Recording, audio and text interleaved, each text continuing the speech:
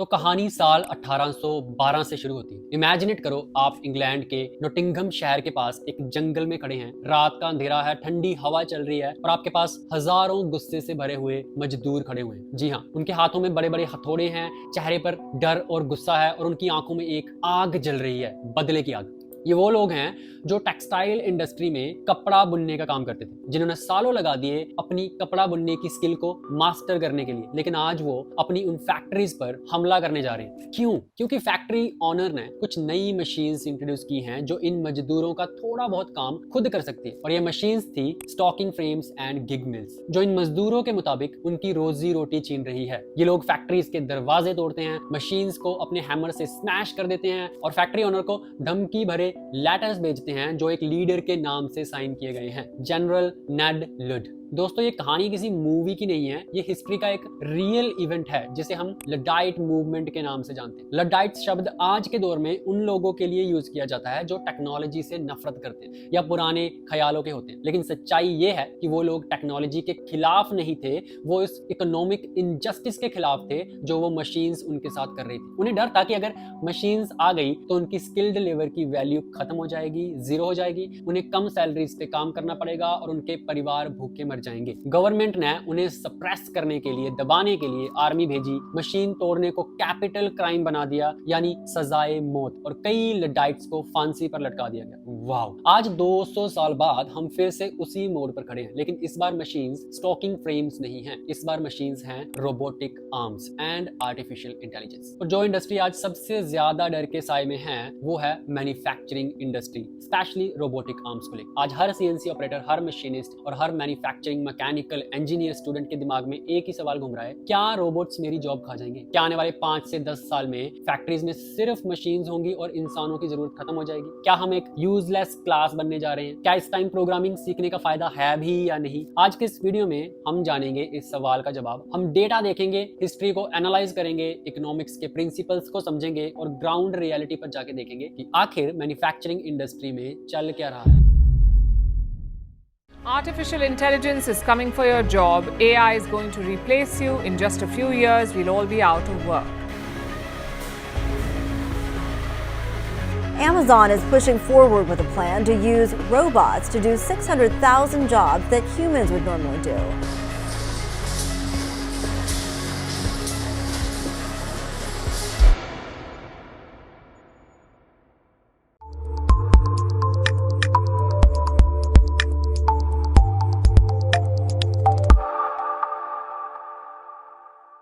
देखो, इंसान की फितरत है कि वो नई चीजों से डरता है, हमेशा डरता है। जब भी कोई नई टेक्नोलॉजी आती है, पहला रिएक्शन होता है ये मेरी जॉब ले लेगी। टेक्नोलॉजी को छोड़ो, नया बंदा तक भर्ती हो जाए तो पुराने को डर लगने लगता है कि अब निकालेंगे मुझे, भाई मेरा पता साफ है। लेकिन क्या ये डर जस्टिफाइड है? इसे समझने के लिए हमें मैकेनिकल इंडस्ट्री से बाहर निकलकर एक और इंडस्ट्री को देखना होगा जो ऑटोमेशन की वजह से एक बार बुरी तरह इफेक्ट हुई थी, और वो है बैंकिंग सेक्टर। अब ये कहानी शुरू होती है 1970 से। 1970 के दशक में अमेरिका और दुनिया भर में बैंक्स में बैंक टेलर्स का बोला बाला था। जब आपको पैसे निकालने होते थे, चेक जमा करना होता था या बैलेंस चेक करना होता था, आपको बैंक जाना पड़ता था और लाइन में लगकर एक टेलर से बात करनी पड़ती थी जो एक इंसान ही होता था, और उसके बाद आपका सारा आगे का काम होता था। 1970 में अमेरिका में करीब 2.5 लाख बैंक टेलर्स थे। फिर एक नई मशीन आई, एटीएम, यानी कि ऑटोमेटेड टेलर मशीन। एटीएम की फुल फॉर्म पहली बार सुनी ना, मुझे भी लगा था शायद इसकी full form any time money है।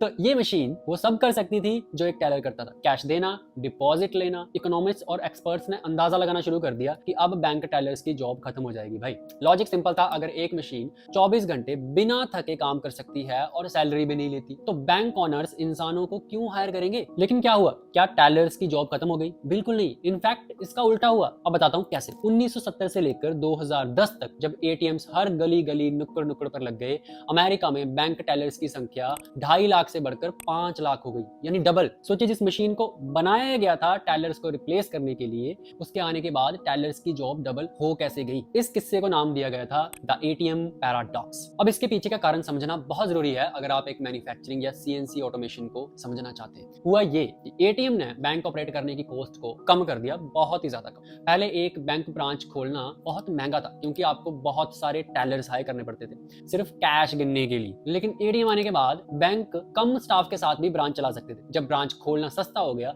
तो बैंकर्स ने कंपटीशन में आकर हजारों नई ब्रांच खोल दी। डिमांड इलास्टिक थी, जहां पहले एक शहर में 10 ब्रांचेस थी वहां अब 20 ब्रांचेस खुल गई। हर ब्रांच में टेलर्स की संख्या कम हो गई, एवरेज 21 से घटकर 13 रह गई। लेकिन टोटल ब्रांचेस इतनी बढ़ गई कि ओवरऑल जॉब्स बढ़ गई। सिर्फ नंबर नहीं, जॉब का नेचर भी बदल गया। पहले टेलर का काम था सिर्फ नोट गिनना, बैठे बैठे रोबोट की तरह नोट गिनते रहो, एक रिपीटिव टास्क। एटीएम आने के बाद रूटीन कैश हैंडलिंग मशीन ने ले लिया। अब जो ह्यूमन टेलर बचा उसका काम चेंज हो गया, वो अब रिलेशनशिप मैनेजर बन गया। वो कस्टमर्स की कॉम्प्लेक्स प्रॉब्लम सॉल्व करने लग गया, लोन्स बेचने लग गया, क्रेडिट कार्ड एक्सप्लेन करने लग गया। उसकी वैल्यू पहले से कहीं ज्यादा बढ़ गई। यही सेम प्रिंसिपल आज मैन्युफैक्चरिंग इंडस्ट्री पर लागू होता है, जिसे हम आगे डिटेल में समझेंगे। पॉइंट ये है कि ऑटोमेशन जॉब्स को एलिमिनेट नहीं करता, वो जॉब्स को चेंज करता है और अक्सर उसकी डिमांड बढ़ा देता है क्योंकि वो सर्विस को सस्ता और एक्सेसिबल बना देता है। अब आते हैं अपने मेन टॉपिक पर, सीएनसी मशीनिंग या फिर मैन्युफैक्चरिंग इंडस्ट्री। पहले ये समझते हैं कि आज की डेट में ऑटोमेशन एक्चुअली दिखता कैसे है। जब हम कहते हैं रोबोट्स नौकरियां खा रहे हैं तो हम किस टाइप के रोबोट की बात कर रहे हैं वो समझो पहले। देखो, सीएनसी मशीनिंग का बेसिक प्रोसेस क्या है। एक रॉ मटेरियल का टुकड़ा मशीन में लगाना होता है, मशीन उसे कट करती है और फिर फिनिश्ड पार्ट को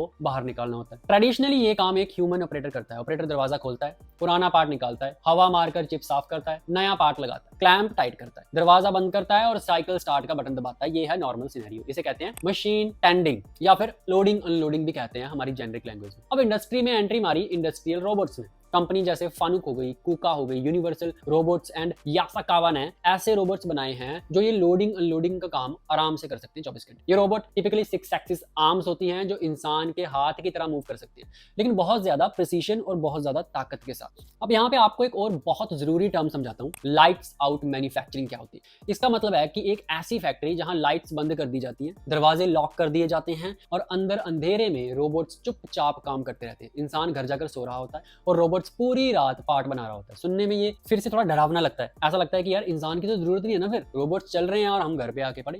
इसका सबसे बड़ा एग्जांपल है जापान में फानुक की फैक्ट्री। फानुक दुनिया की सबसे बड़ी रोबोटिक कंपनीज में से एक है। उनकी फैक्ट्री यामानाशी प्रीफेक्चर में माउंट फूजी के पास है। वहां एक फेमस येलो कैस्टल है जहां रोबोट्स खुद रोबोट्स बनाते हैं। जी हाँ, आपने बिल्कुल सही सुना, रोबोट्स मेकिंग रोबोट्स। इस फैक्ट्री में कई सेक्शंस ऐसे हैं जो पूरी तरह ऑटोमेटेड है। वहां रोबोट्स रॉ मटेरियल उठाते हैं, सीएनसी मशीन्स में लोड करते हैं, पार्ट मशीन होते हैं, फिर रोबोट्स उन्हें असेंबल करते हैं और यहाँ तक कि पेंट भी रोबोट्स ही करते हैं। ये फैक्ट्री महीने में हजारों रोबोट्स बना सकती है और कुछ सेक्शन में ये 30 दिन तक बिना किसी इंसान के चल सकती है। तो सवाल ये उठता है, अगर फानुक 30 दिन तक बिना इंसान के फैक्ट्री चला सकता है तो क्या हमारी जॉब खत्म हो जाएगी? क्या हमारी जॉब सेफ है? क्या सीएनसी मैन्युफैक्चरिंग या मैकेनिकल इंडस्ट्री सेफ है? रुको जरा, सबर करो।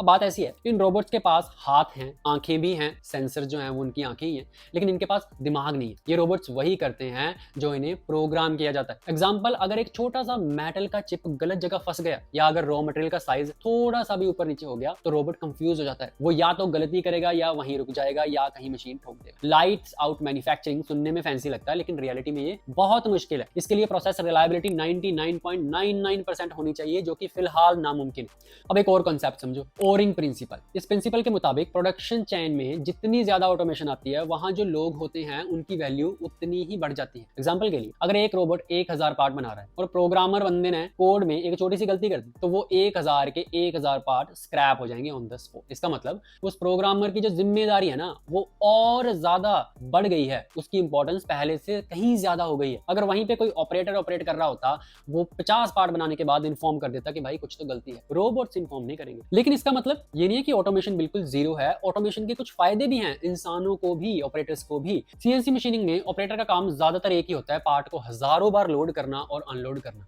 ऊपर से कूलेंट जैसे कटिंग फ्लूइड से स्किन प्रॉब्लम्स होती हैं, मेटल चिप से कपड़े गंदे होते हैं एंड इवन हैवी पार्ट्स उठाने से बैक पेन भी होता है। गलती से हाथ मशीन में आ जाए तो उंगली कटने का डर रहता है। बट रोबोट्स ये काम अपने ऊपर ले रहे हैं सारा का सारा। डाटा शो करता है कि जहां जहां ऑटोमेशन यूज होता है वहां वर्क प्लेस इंजरीज कम हो जाती है। तो क्या हमें दुखी होना चाहिए कि रोबोट्स हमें बैक पेन और खतरों से बचाते हैं। अब मेन कहानी समझाता हूँ जिस पे ये सारा टॉपिक है। वापस आते हैं रियलिटी पर। हमने थ्योरी देख ली, हिस्ट्री देख ली, लेकिन आज ग्राउंड पर क्या हो रहा है? क्या सच में लोगों की नौकरियां जा रही हैं? देखो, मैंने रिसर्च करते वक्त बहुत सारे फॉरम्स जैसे रेडिट हो गया, इंडस्ट्रीज एक्सपर्ट सीएनसी मशीनिंग की रिपोर्ट्स हो गई, उनको सबको स्कैन किया मैं। वहां से कुछ बहुत इंटरेस्टिंग पैटर्न निकल कर आया जो मैं आपको बताना चाहता हूँ। एक यूजर ने रेडिट पर लिखा था, when manual mills were created, casters lost their jobs, but a generation of machinists were made. When CNC came along, manual machinists lost their jobs, but a generation of programmers were created. ये statement बहुत powerful है। Industry में हमेशा एक दौर चलता आया है। अब मैं स्टेप बाय स्टेप समझाता हूँ कि एग्जैक्टली आज की डेट में ग्राउंड पे रियलिटी क्या है, कि आपको डरना चाहिए या आपको नहीं डरना चाहिए। Reality number 1, the green button problem. Industry में एक टर्म यूज होती है,